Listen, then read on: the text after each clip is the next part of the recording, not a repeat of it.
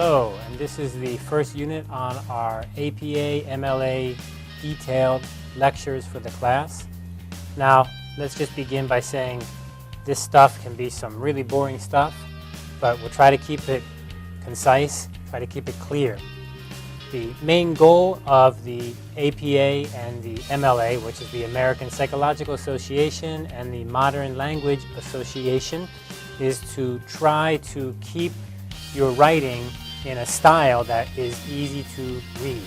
So basically it's to help your English. And you may say, well, I'm not a native English speaker. English is my second language or third language. I can understand that, but why do native speakers even need to use something like the MLA or the APA guidelines? And it comes down to, this is just a guide, a style guide. The more researchers can write their research in a way that everyone can understand and accept, makes the research easier to be understood and accepted. So a style guide is a way to help your writing become standard, normal, to fit what everybody expects, and to not cause confusion. Key point, avoid confusion. So what we're going to do in these lessons is go over the details. There are two main sources for this information, and that is the APA style guide and the MLA style guide. You can buy those online or by paper, or you may get them from the library. The most important point, though, I would say is don't just cruise online using Google and think you find those rules and that's enough. You really should get the manuals, sit down with them next to your thesis while you're writing, and look things up to check them carefully. Later on, in a few lessons later, we're going to get into the details of how to write your references. It's very detailed, very technical, and of course, the only way to really get that right is to, follow the guide, which it really helps to have some paper. What's the big differences between the APA and the MLA? Well, the big differences, I think, are both of them emphasize style, but the APA spends a lot of time emphasizing style. So the APA manual is so thick, the MLA manual is much, much thinner. MLA just mainly focuses on the citations and the references, the mechanics of how to execute those. MLA is mostly used in sciences, whereas the APA is mostly used in the humanities. Now, we should remember that it always depends on your journal, doesn't it? If the journal you're sending to has some special requirements, you need to follow those requirements above all. The first thing we can touch on is the MLA and APA both discuss plagiarism. What is plagiarism?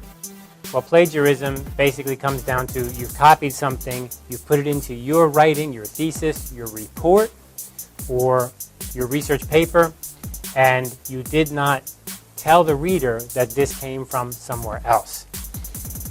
It's very important to remember that plagiarism, although in Eastern countries like China, Japan, Korea, this is not such a big deal. We often copy what other people have written as a kind of way to learn it, as a way to honor it. But in the West and in research writing, it's very important. They're very strict about this, that you not copy something. Does that mean you can never copy anything, not even an idea? The answer is yes. If the ideas, everyone knows them, you can write those. But if you're taking even an idea or just one or two words, even just one word from someone else's research, you really do need to cite it, use a reference. And we're going to learn about using citations later. But the key goal is, I know where this idea comes from. This idea you wrote, I know where it comes from. I can track it down. I can find it. And that actually is a great way to make our research writing easier. Think about it. Research writing is not asking you to come up with a great new idea or a great big book. It's asking you to help organize the ideas that came before that are related to your research so that the reader can quickly see those and track them down. If I want to learn more, I can see the reference.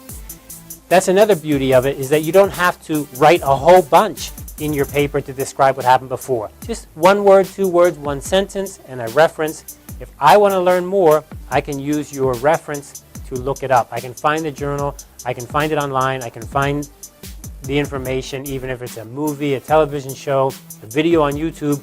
You have given me a pointer to where that goes. People take this very serious in research, so please don't overlook it. Presenting another person's ideas, even if that information is just a small idea. If you present this as if it's your idea, then that's plagiarism. Surprisingly, you could even be guilty of plagiarizing yourself. That is to say, it's possible that you could copy something that you wrote before, and if you don't have a reference, if you don't cite it, then that means you are guilty of plagiarism. Just a few words is enough to get you in trouble with plagiarism, just a few words. And referencing source material is not plagiarism. So this is something my students often get confused about. They get so worried that copying something is plagiarism that they don't copy anything. No, that's not the point. The point is you can copy, you should copy. You should find material from other research and put it into your background, into your literature review, into your introduction. But you just need to remember, cite where it comes from. Use a reference. That is, this is from Smith, 1999. This is from Jones, 2017. So that's all you need. And then it's all okay. In fact, you can even copy large pieces, paragraphs from somebody's work. Take the exact paragraph and put it into your thesis, into your research paper. That's acceptable as long as you have a reference. Okay, now let's go on and begin with the details of what do we need to do in making these references and getting this information. The first thing I want to address is the difficult question that teachers have with students, and that is using the internet. The internet is a great source of information, but one of its biggest weaknesses is that information often is not complete. It's not detailed enough. It may have some general ideas, but more often than not, the biggest problem I see on the internet is it's secondhand information, secondary information, not primary, not source material. That is, you're reading someone who wrote something about what he read someone else wrote on another web page somewhere. That's a little bit troublesome. So you really need to be careful of that. I think that, as the MLA manual points out, Google, Wikipedia, they're okay as a beginning, but not as an end. You're okay to use Google to help you find some information. You can use Wiki to help you find, but it's not the place to end. You need to follow up. Try to find the sources. And of course, it's really great that Wiki, at the bottom of their pages, has sources. Why do they do that? Because they want to help you find that original information. Track it down for yourself. That's why that is there. That's not there just for fun. That's there for that hard work. So when you find some information on the internet, like on a Google search or in a wiki, there are some things you can ask. Who is this information from? What is the title of the source information? Not the wiki, but the source. Where's the information it came from? So if you're reading the wiki and it says, the Taiping Rebellion, tens of millions of people died in China. Well, you need to think, where does that come from? Look in the sources, then you can track it down. It's probably from a book, and that book has an author, and that's a good source. How was the source published?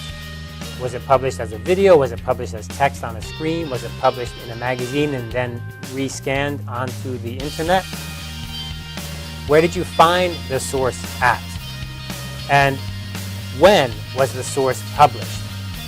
Who, what, how, where, when? These are all great questions.